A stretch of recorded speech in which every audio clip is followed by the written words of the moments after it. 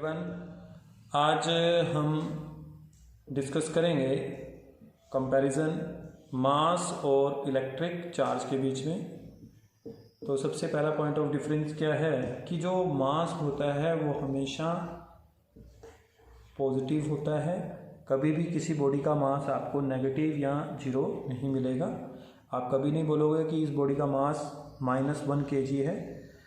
और जबकि अगर आप बात करें चार्ज की, तो चार्ज पॉजिटिव भी हो सकता है, नेगेटिव भी हो सकता है। और अगर कोई बार बॉडी इलेक्ट्रिकली न्यूट्रल है तो हम बोल देते हैं कि उसके ऊपर नेट चार्ज कितना है, 0 है।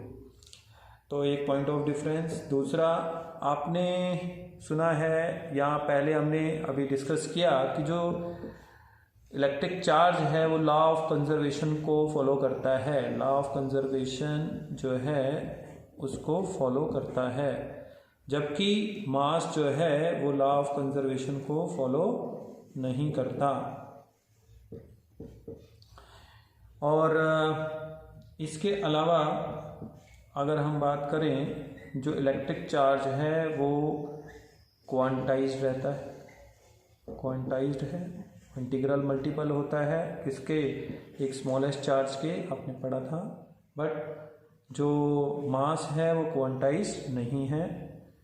और एक पॉइंट ऑफ डिफरेंस जो है कि जो फोर्सेस होती हैं दो मासेस में जो लगती हैं, जो ग्रेविटेशनल फोर्सेस की बात करते हैं, वो हमेशा अट्रैक्टिव इन नेचर होती हैं। क्या होती है? अट्रैक्टिव इन नेचर, मतलब एक दूसरे को खींचती हैं।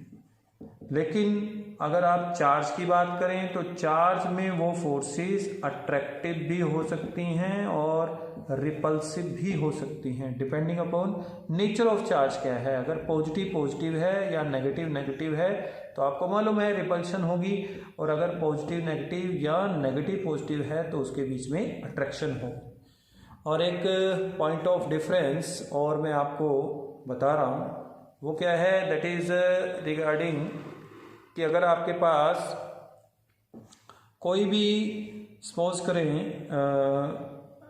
आपके पास मास, अगर हम बात करते हैं मास की, तो मास जो है अगर कोई बॉडी मूव करती है, मोशन में है, तो मोशन से मास अफेक्ट होता है। यानी कि मास जो है वो कांस्टेंट ना रहे। या अगर मान लो जैसे कोई भी बॉडी है वो अगर रेलेविस्टिक स्पीड यानी कि स्पीड ऑफ लाइट के इक्विवेलेंट अगर मूव करना स्टार्ट करती है तो उस समय उसका मास हम इस रिलेशन से प्रोवाइड करते हैं। और ये उसका रेस्ट मास है, उसकी रेलेविस्टिक स्पीड है, ये speed of light in vacuum है। तो यहाँ से अगर हम देखें तो उसका मास इंक्रीज कर जाता है, बढ़ जाता है, यानी कि मास इफेक्ट होता है, चेंज होता है मोशन के दौरान।